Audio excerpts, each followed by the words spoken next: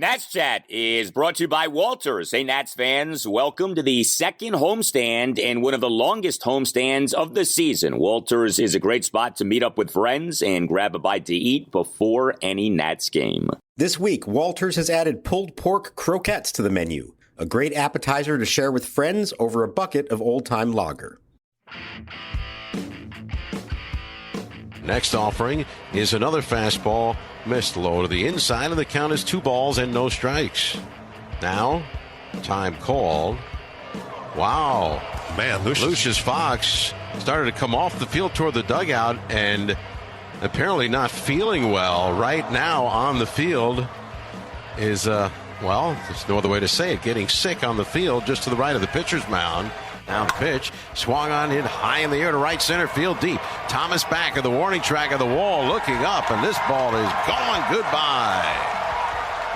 Joc Pederson turns around a 96-mile-an-hour fastball. And the Giants immediately on the board. Here's the pitch. Swing a long drive right field. Pederson's got another one. Get out the tape measure. That one is long gone. Joc Pederson with his 5th homer of the season, his 2nd today, gives the Giants a 6-3 lead. Espino sets in the 0-2, swinging a line drive up the middle, a base hit center field. 2 more runs batted in. It is now a 6-run top of the 9th for the Giants. It's San Francisco 12 and Washington 3. And welcome to Nats Chat for Monday, April 25th, 2022, along with Nationals insider Mark Zuckerman of MASNsports.com. I'm Al Galdi, host of the Al Galdi podcast. Well, not to gross everyone out, but what Lucius Fox did on the infield in the top of the first inning on Sunday afternoon actually ended up being like the perfect metaphor for the Nats weekend. The Nats got swept, got victimized in a 3-game series against the San Francisco Giants at Nationals Park. The Nats in the series got outscored 24-6, including a 12-3 loss on Sunday afternoon. Nats now have lost 5 consecutive games. Nats this season now are 6-12. Nats this season have the 2nd worst run differential in the majors at -38. But yeah, 4 pitches into the game on Sunday afternoon. I mean, think about this. 4 pitches. We had the Nats starting third baseman, Lucius Fox, having left the game due to having thrown up on the field. And we had the Nats starting pitcher, Joan Adon, having given up a leadoff homer to Joc Pederson on an absolute blast to right center field. I'm not sure how you score that, Mark. Vomit and a leadoff homer. We'll have to ask our friend Bob Carpenter. But, Mark, that beginning to the game on Sunday afternoon just about summed up the game and the Nats weekend. Al, I've been covering Nationals baseball for 17 years. I've covered Major League Baseball for 21 years. I've seen a lot of things. I always say to myself, though, you never know what you might see when you show up at the ballpark on a given day. And I think today we found out that there's always something you've never seen before. Unfortunately, Joan Adon, in and around that pitcher's mound just behind it, the remnants of what was in Fox's stomach from breakfast. Thankfully, I'm 5 stories up in the press box. I could see pretty clearly what happened. I feel for anyone who was any closer to it. And I really feel for Joan Adon, who then, after all that, has to go and pitch with vomit like 5 feet from him, still on the infield. I'm not trying to make light of the situation. It was a very bizarre circumstances, and he has to just go ahead and pitch, and he gives up a home run. And, the good news is I think Lucius is all right. He was dealing with the stomach flu. They kind of knew before the game it might be an issue. Obviously it was. I saw him afterwards. He, looked okay. But that's a first for me. I've never seen that one before, and you're right. I mean, if that wasn't the metaphor for this game and for this weekend series, I don't know what else is, because the Nats lost. They lost by a lot, and they inflicted a lot of it upon themselves. Let's just say that. Yeah, there's no question about that. I mean, if you watch the game on Masson caught the throw-up as it happened, which was quite the sight when you're watching a baseball game to see something like that. And then, and correct me if I'm wrong on this, the vomit was just left on the infield, right? Did anyone come out to, spray a hose or anything? I mean, I felt like that was kind of gross. They just left the vomit of Lucius Fox, the puke of Lucius Fox, on the infield at Nationals Park. So it was there for the remainder of the top of the first. That's what I was saying, that, Joan Adon now has to try to focus on a batter 60 feet from him when, 5 feet from him, you've got both what it looked like and I'm sure what it smelled like very close to him. And so very unusual. Now, at the end of that top of the inning, a couple of groundskeepers came out with some buckets of water and doused it and tried to clean it up. But again, I don't want to gross people out here, but even in the ninth inning, and I'm sitting as far away from the pitcher's mound as you can sit in this ballpark, I could still see remnants of it at the end of the game. So it was still there, and I do wonder, like, pitchers on the mound or, ground ball in that area, it just had to weird people out. It had to. I don't know how it couldn't. Yeah, that was definitely unusual, but it was rather fitting for what ended up happening in this series. Well, it's interesting with what happened with Lucius Fox. So he promptly leaves the game. Michael Franco, who had been the Nats starting first baseman in the game because of the Josh Bell situation, ends up moving to third base. The Nats backup catcher, Riley Adams, who I know some of us have been begging to see some more of here, he gets inserted at first base for what ends up being his first career major league regular season appearance at first base. So all it took was Lucius Fox to puke for Riley Adams to get some time at first base in a game here. But this really became a unique situation, Mark, because, we have Josh Bell dealing with his right hamstring tightness that caused him to leave the game on Saturday. And then I saw you tweet after the game, Victor Robles, who did not start, I just assumed it was a day off. No, he was dealing with groin tightness. This is about as shallow as a baseball team can ever be in terms of position player depth for a game. They literally had 0 healthy bench players for all but the first 2 pitches of the game. Now, it doesn't mean they couldn't have used Victor or Josh Bell.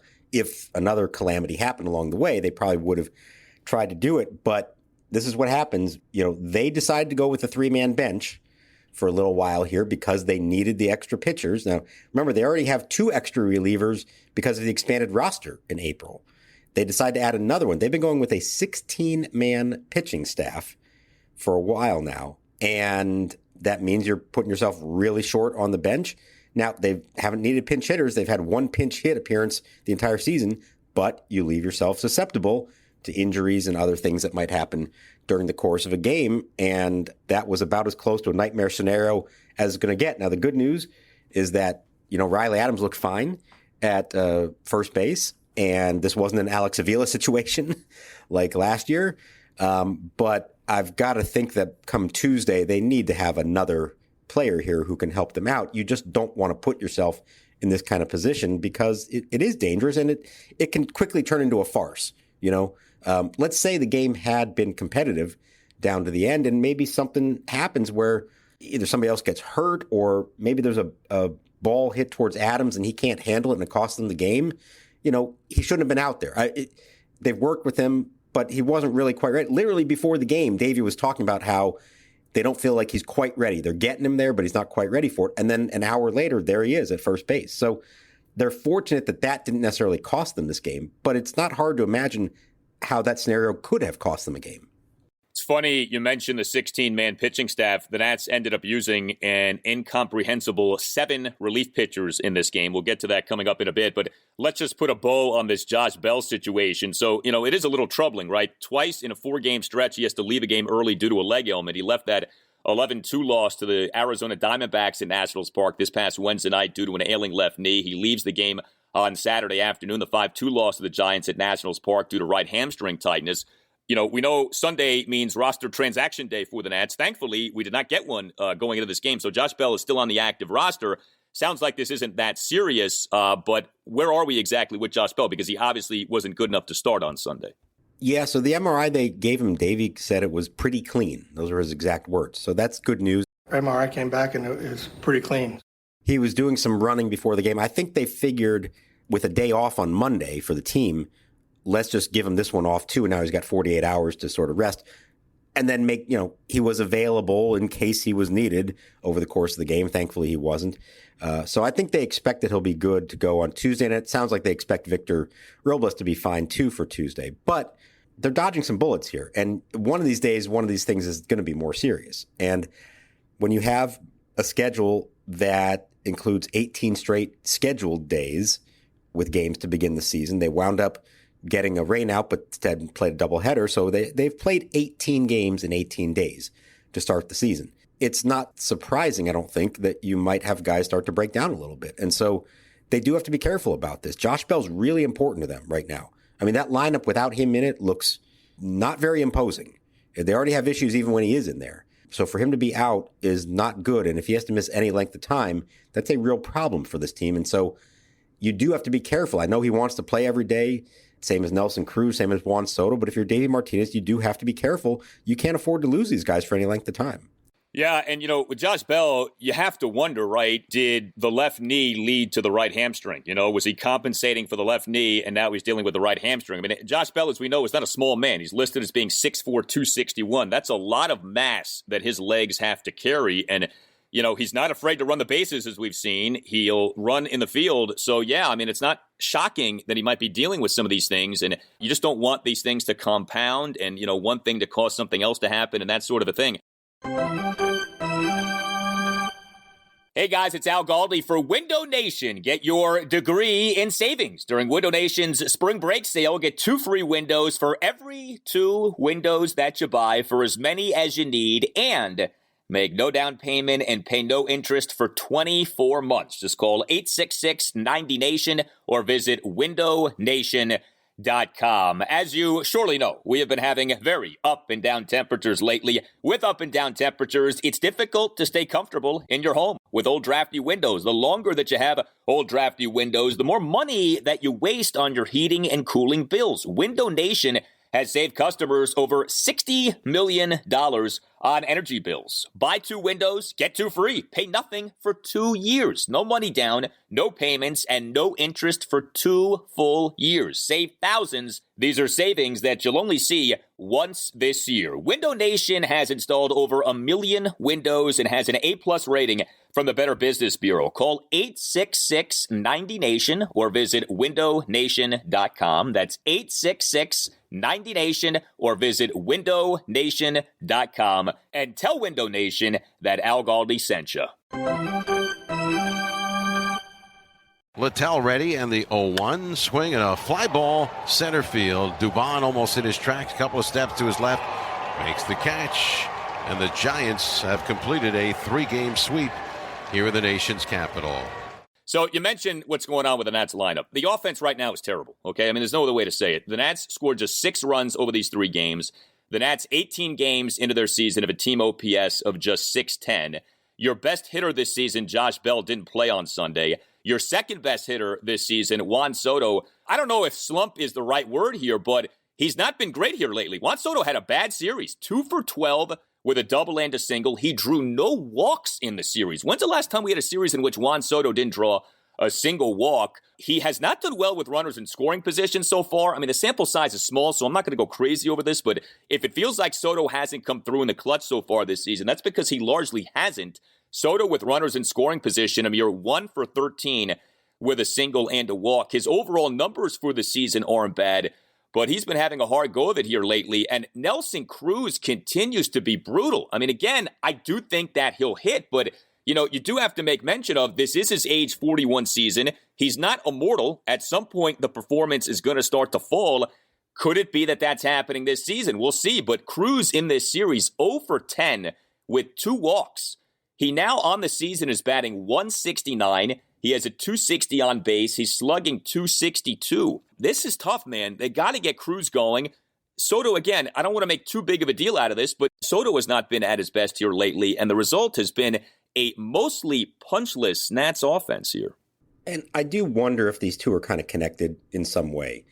The whole reason for bringing Nelson Cruz in was to have a big thumper hitting behind Juan Soto, hopefully get him more pitches to hit. Well, if he's struggling and teams aren't fearing him, then they aren't going to pitch Soto quite the same way. And Juan himself might be putting more pressure on himself. If he doesn't have faith in the guy behind him, he might think that he has to be the one to carry the whole lineup. And so now it sort of builds on itself. And I wonder if there's a little bit of that going on. Like you said, for him not to have drawn a walk in the series, that's remarkable. Now, the Giants have a very good pitching staff, but you can't tell me that they were so confident in facing Juan Soto that they were willing to throw everything over the plate to him. He had to be chasing something along the way, and that's probably a sign of pressing. And, we've seen it from him a few times over the course of his career. It's not, this isn't the first time for that. You would hope that he eventually, fairly soon realizes there's nothing he can do about what the other guys are doing in the lineup. He has to remain patient. He's got to take his walks and just trust the guys behind him, and then eventually he's going to get his hits as well. But I do wonder if subconsciously there's a little bit of that recognition that Nelson Cruz is not producing hardly at all, and then that affects the way that Juan approaches these at-bats. I think that makes a lot of sense, and I think it's entirely possible that that is what is happening here. I want to ask you about Alcides Escobar. He is killing the Nats right now, okay? And why they won't just call up Luis Garcia from AAA Rochester, I don't understand. I know that he's not a polished product. I know that there are nits to pick, but good God, man, okay? Like, how much more of the Alcides Escobar experience do we need to see here? He was the Nats starting shortstop in every game in this series. He went 0 for 11. He's batting 132 on the year, 207 on base, 151 slugging percentage. And we had another one of these miscommunications on Sunday between Escobar and Maikel Franco. I don't get why this keeps happening. 3-2 pitch, swung on, chopped the ground left side. Franco and Escobar collide, and no one can make a play. I mean, Franco going way, way wide of third. Escobar charging straight in. And this is not the first time there's been an issue where Franco is either crossed in front of the third baseman or the second baseman when he's on the other side of the infield with a shift. In a Giants 2-run second, Joan Adon gives up a leadoff full count single to Thairo Estrada on a bouncer on which Franco and Escobar have some kind of a miscommunication. I'm not sure whose fault that truly is, but they end up colliding into each other. This is like a bad news bears kind of a thing happening. And, you know, you watch this, you're like, that's a play that could have been made. And it wasn't made. I think it's worth pointing out, Luis Garcia at Rochester is playing mostly shortstop. He's not playing mostly second base. Like I said, I know that he's not perfect, okay? But what are we doing here with Escobar? Do you think we are getting closer to Luis Garcia being summoned back to the majors? Yeah, there's going to be a day here where they just have to make that move. And I don't know if it's yet or, you know, if it's a week from now or a month from now. I don't know the answer to that. To me, it's the defense. Obviously, Escobar isn't hitting. He's not producing anything at the plate, which is not good, of course. But at the very least, you're saying, well, okay, as a veteran middle infielder, he is contributing to this team. And by making the routine plays and kind of leading the whole infield. And that's the exact opposite of what has happened. And that play, look, we've already seen this happen 3-4 times, it feels like, this year. And I asked Davey Martinez about it afterwards. You could tell he was not happy at all with it. You referred to it as a miscommunication. That was the same word I used. And he interrupted me and said, it's a lack of communication. And he's putting it on both guys. And he says, if you're Maikel Franco and you are the kind of third baseman who likes to cut in front and try to make those plays, you have to let the shortstop know you're doing it. And if you are the shortstop and you know that you have a routine play and you think the third baseman might be coming in, you have to call him off and say, I got it. Now, maybe Escobar normally doesn't have reason to think that the third baseman is going to attempt to make that play in front of him. But we've seen enough times now that he's got to know that, yeah, there is a decent chance that Franco's going to try to step in front of him to make the play. They have to communicate. There is no excuse for it from two veteran players like that. And you saw Davey after this game. He's not one to show a lot of negative emotion after a game publicly, but you could tell he was especially perturbed by this one. I got to tell you, I like the new feisty Davey at these post-game pressers. I like the spunk that Davey is showing. He doesn't like these things that are happening, and he's not afraid to let people know about that. I like this from Davey. I think that's a good thing. But yeah, you know, if Luis Garcia is making these mistakes, let's be honest. It's, there's Luis. He's too young, and he's not polished enough, you know. But Alcides Escobar makes these mistakes, and I don't know. It's like, why isn't he held to that standard? Like, Alcides Escobar did a very good job for the Nats last season, and we praised him appropriately. It's not going well this season. He's in his mid-30s. Like, what are we doing here, okay? Luis is hitting at AAA. They're playing him a good bit at shortstop. I really hope we see him sooner rather than later. We'll see. Okay, so you were not with me for the previous installment of the Nats Chat podcast. I'm anxious to get your take on this. What's going on with the leadoff spot in the Nats lineup? So for the game on Saturday afternoon, for the first time this season, Cesar Hernandez was not the Nats' number one batter. Lane Thomas was.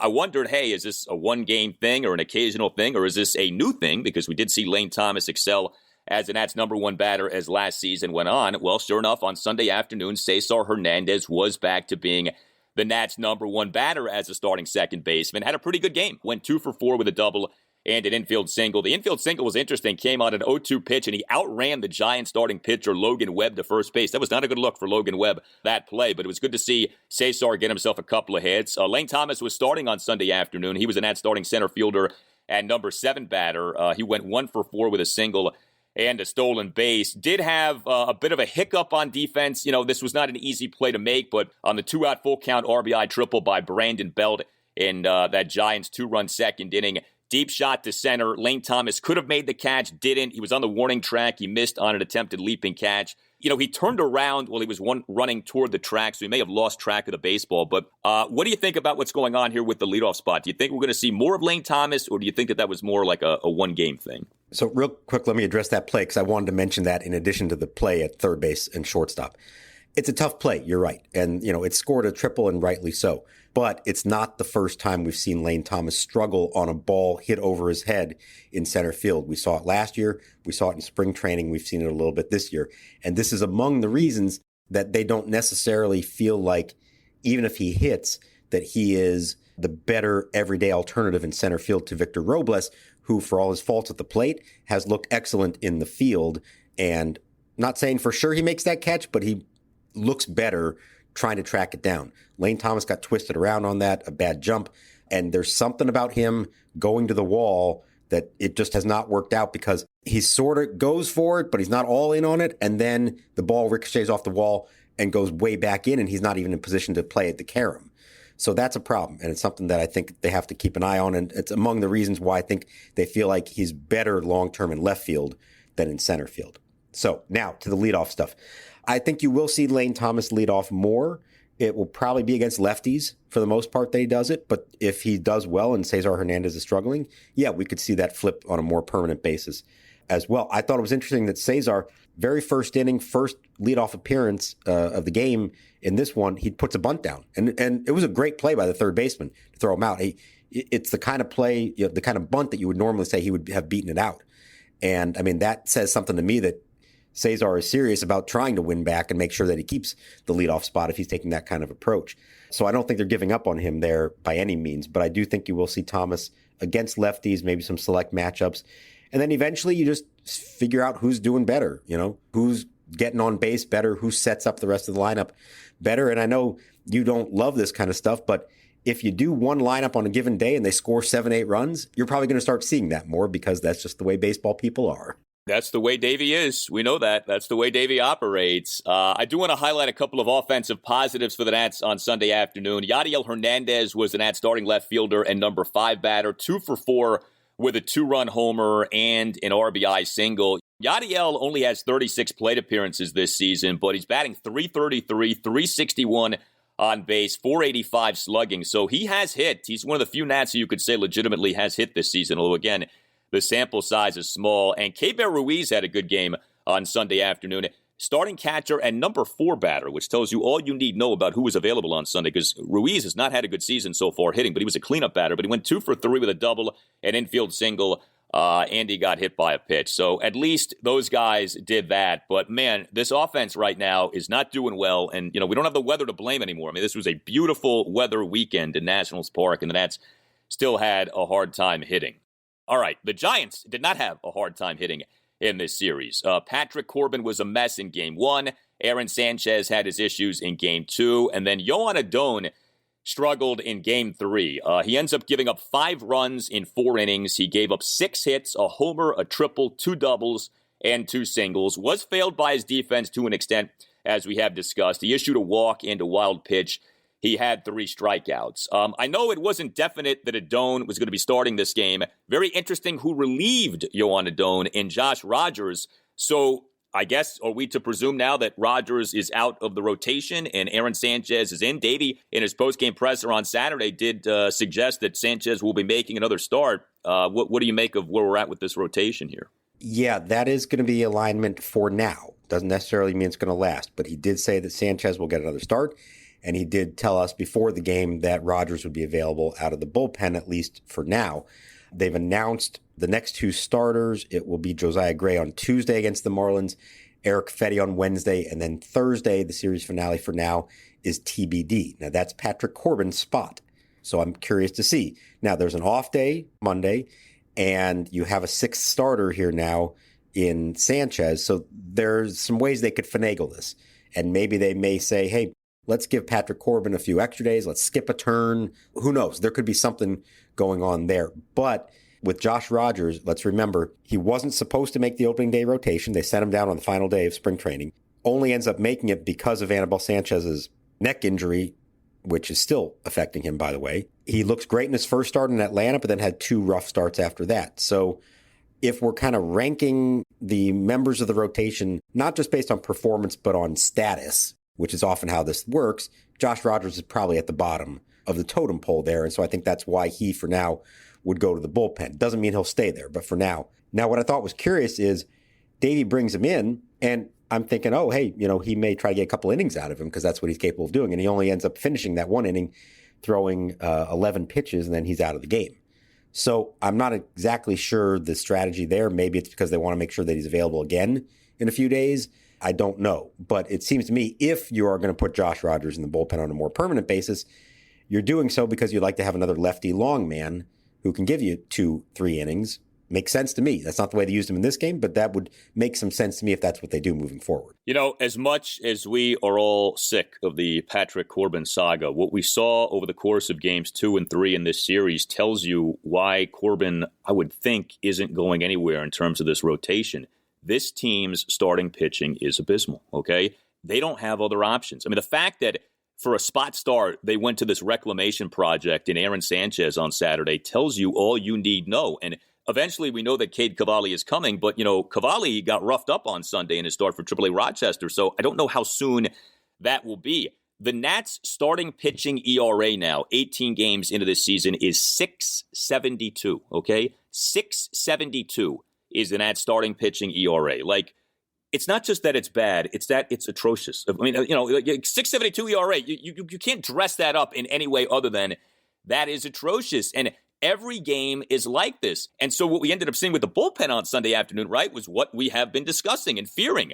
It's great that the bullpen had been doing well, but this can't continue. And sure enough, off great performances by the bullpen in games 1 and 2, you on Sunday afternoon, this 12-3 loss to the Giants get 7 Nationals relievers combining to allow 7 runs in 5 innings. Davey uses Josh Rogers, Victor Arano, Austin Voth, Andres Machado, and then in a 6-run Giants ninth, which was like torture for any Nats fan, 3 guys in a blowout loss. You have to use 3 guys to get through that 9th inning. Sam Clay, Steve Cishek, and Paolo Espino. Those 3 guys that inning combined to allow 6 runs on 5 singles, 2 walks, and 2 hit by pitches.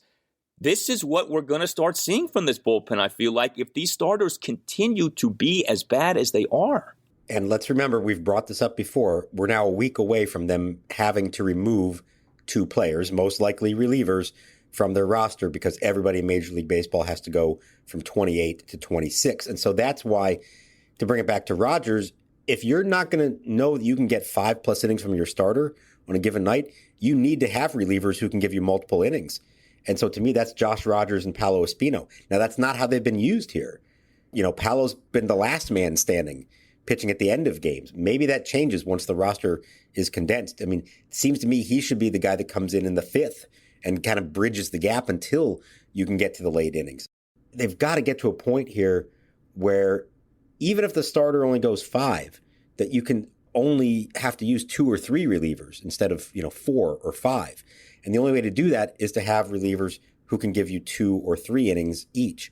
So unless you're suddenly going to start pushing your starters to higher pitch counts and more innings, no matter what the results are, I think they have to identify some long relievers in the bullpen. Maybe that's part of the reason why Josh Rogers is down there now.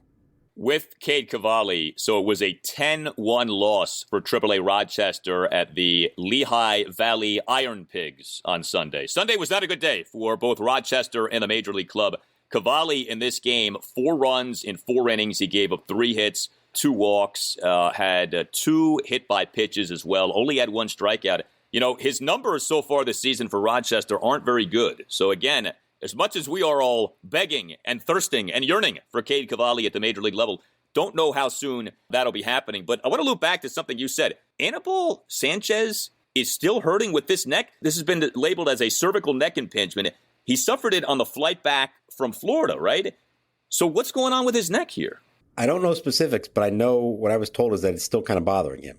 And that's the reason that he's still here and not out on a rehab assignment yet. I thought maybe the Nationals are slow playing this, understanding that they don't need to rush him back given how he pitched at times this spring. But I think there's a physical reason for it too. Look, you hope for his sake that he can get better soon, but we're talking about a 38-year-old who didn't pitch last year and is still not 100% physically right. So I wouldn't hold my hopes out, that that's going to be the answer to anything here. You hope, again, that he can be all right and that he can make it back. But even whenever he is deemed healthy and able to start pitching, like, he's got to build his arm back up again. It's been too long now. So it's going to be a while. And I don't know what that means for him. You feel bad for the guy, but he's still here. And like I said, it's not like we're seeing him throwing to live hitters or doing much of anything before these games. So that's not a good sign. But did he hurt it? Do we know, did he hurt it sleeping on the plane, or his neck was twisted in a bad way? Normally, you do that, you're okay in a few weeks, or did something else happen here with the neck? I don't know. I just know that he woke up the next day and reported the problem. Now, is it because of something that happened on the plane, or did that just exacerbate something that was already there? I don't know the answer to that. Whatever it is, they have not been able to knock it out the way that you would think normally a situation like that, you'd be able to knock it out, because here we are, 3 weeks later, and it appears it's still an issue. You can always email us at the Nats Chat Podcast, natschatpodcast@gmail.com. Email from James Bailey. Writes, James, let me start by saying I love your podcast and listen every day. Thank you, James. Continues James. I guess I'm the only Nats fan who doesn't think that Mike Rizzo is doing a great job. If you look at the state of the farm system with little starting pitching and position players all under his leadership, and how he has older players on the MLB club, I'm not sure what he is doing. It's going to be a long rebuild. We've hit on some of this in the past. I think what's fair to say about Mike Rizzo is this. He has done a great job as Nats general manager. The last few years have not gone so well. The decline in the farm system certainly does not reflect well on him. The decline in player development certainly does not reflect well on him. I think he has earned the right to try to right these wrongs. But yeah, if this rebuild doesn't go well, that is going to alter some things on how we view Rizzo. And honestly, if this rebuild doesn't go well, I wouldn't be shocked if ultimately it costs Rizzo his job. Now, we're not there yet, but I think it's important for Mike that this rebuild work well, because this is an older GM with a scouting background that goes against the grain of what Major League Baseball is right now, right? Younger GMs, analytics-driven front offices. And so the ownership thing looms over all of this too. So who knows what the new ownership, if we get new ownership, will think. But when we talk about lack of organizational pitching depth, lack of options from the farm system, that does not reflect well on Rizzo. Yeah, I think as we've brought up, look at their draft track record over the last 7-8 years. It's not good. And that's both first-round picks who have either been busts or been hurt, but it's also not a lot of diamonds in the rough. Not a lot of second, third, fourth, fifth-round picks that are developing into much. They've had very little drafted and developed talent. They've had better luck in Latin America, and that has helped offset some of it. They've obviously done well at times in free agency, and he's done well with trades. I think the major league work that Mike Rizzo has done is among the best in baseball. And I've said for a long time, the reason that that franchise turned from what it was in 2008, 2009 into the franchise that won a World Series in 2019, Mike Rizzo was as responsible for that, more responsible for that than anybody else. But along the way, they did not do a good enough job of restocking their system and putting themselves in a position to be able to sustain success once those players from the championship teams were either getting older or moving on or just not as good anymore. And so, yeah, it starts at the top, of course. We saw them do some overhauling of their player development system the offseason. I was a little surprised there wasn't more overhauling of the scouting department, particularly as it pertains to the draft, because that's been a big problem area for them. And as we've said, they like to point out that, they've been drafting in the 20s most of these years, not in the top 10. Until finally last year with Brady House. And now this year they're going to have the 5th pick. And yes, that's all true. But, there are some other teams that consistently draft in the 20s and still find big-time players. And that's the Dodgers and the Cardinals in particular, who every year have winning records and they're picking towards the end of the first round. And you can look through their history. They have gotten really good major league players late in the first round and second, third, fourth, all that. So I do think it's fair to scrutinize all of this. I don't think that makes Mike Rizzo a bad GM in the grand scheme of things. But I do think it reflects on the people he's had working for him in scouting and in player development. And the fact that it didn't take until now when they finally stripped it all down and started over before they made any kind of real significant changes to that program. Yeah, I also wonder about this, too, with the changes in the front office this past offseason. There were, I guess, some new hires, but there also was a lot of shuffling around of people as opposed to bringing in new people, fresh ideas. And I wonder if that's going to prove to have been a mistake. Maybe what they needed were new sets of eyes and not just the same people in new positions. We'll see. I mean, we'll give this a shot. Like I said, Rizzo, I think, has earned the right to try to fix this, but this is a situation over which he has presided. And I do think that his job could be in jeopardy if this rebuild doesn't go well, because, the Nats are not in a good position. Their farm system is still in the bottom third of Major League Baseball if you look at the rankings. And as we're seeing so far this season, the team is having major issues. And you're playing a lot of older guys, too, which is another thing. It's one thing if the Alcides Escobars and Cesar Hernandez's and Michael Franco's and Anibal Sanchez's and Aaron Sanchez's play well, or some of them do well, and you can turn those guys into trade pieces. If all these guys struggle and you're 6-12 with a bad run differential and you have a bunch of older guys with whom you're losing at the major league level, it's what are we doing here, So we'll see. 18 games into the season. We'll see. Only other point I'll make here, and I brought it up before, I was even talking about this with somebody earlier today. I've sort of made comparisons to this team to the 2010 team, and that's where I think this team is in its rebuilding process compared to back then. Go look at the 2010 roster. There were a few guys on that team who did lay the foundation and were part of the team that then won a division title in 2012. But a lot of the guys from the team that did win 2 years later were not on the team already by 2010. They were either still to be acquired or still in the minor leagues. So as frustrating as it might be this year to see who they're putting out there, that doesn't necessarily mean that we're looking at the team we're going to see 2 years from now. It could be very different by then. Oh, yeah. Oh, I think there's a really good chance a lot of these guys are gonzo within the next 2 years. It's certainly feeling like that. And what's also interesting, too? So you've suffered this 3-game sweep to the Giants, right? So the Giants had that great run, 3 World Series championships in 5 years. Then they got old, and things looked really bad for a while. But they have been able to turn some things around. Now, they've done it with new people, right? Farhan Zaidi running baseball operations and Gabe Kapler now as the manager. But you can go from being old and bad to being good again. And it's happened with the Giants, and hopefully it happens with the Nats sooner rather than later. You tell us what you think. You can hit us up on Twitter at Nats_chat. You can email the podcast, natschatpodcast@gmail.com, including if you'd like to become a sponsor of the Nats Chat Podcast. Email Tim Shovers about that. Again, the address is natschatpodcast@gmail.com. We want to announce something special regarding the Nats Chat Podcast. Starting this week, we are partnering with the Blue Wire Podcast Network.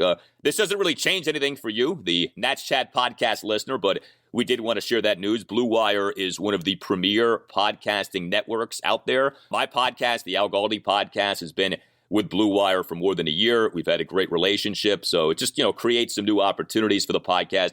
Wanted to share the news. Like I said, this doesn't really impact you, the listener, at all. Just want to share the good news with you regarding the Nats Chat Podcast. You can get yourself a Nats Chat Podcast t-shirt by going to natschatpodcast.square.site. All Nationals radio highlights on Nats Chat are courtesy of 106.7 The Fan. For Mark Zuckerman, I'm Al Galdi, and we'll talk to you next time on the Nats Chat Podcast. Kick off summer with Memorial Day savings at Lowe's. Right now, get 5 Scott's Naturescapes 1.5 cubic foot mulch bags for just $10. Plus, get up to 40% off select major appliances and save an extra $50 on every $500 you spend on select major appliances $396 or more. Lowe's, we help, you save. Valid through 5/28. Mulch offer excludes Alaska and Hawaii. Selection varies by location. While supplies last. See Lowe's.com for more details.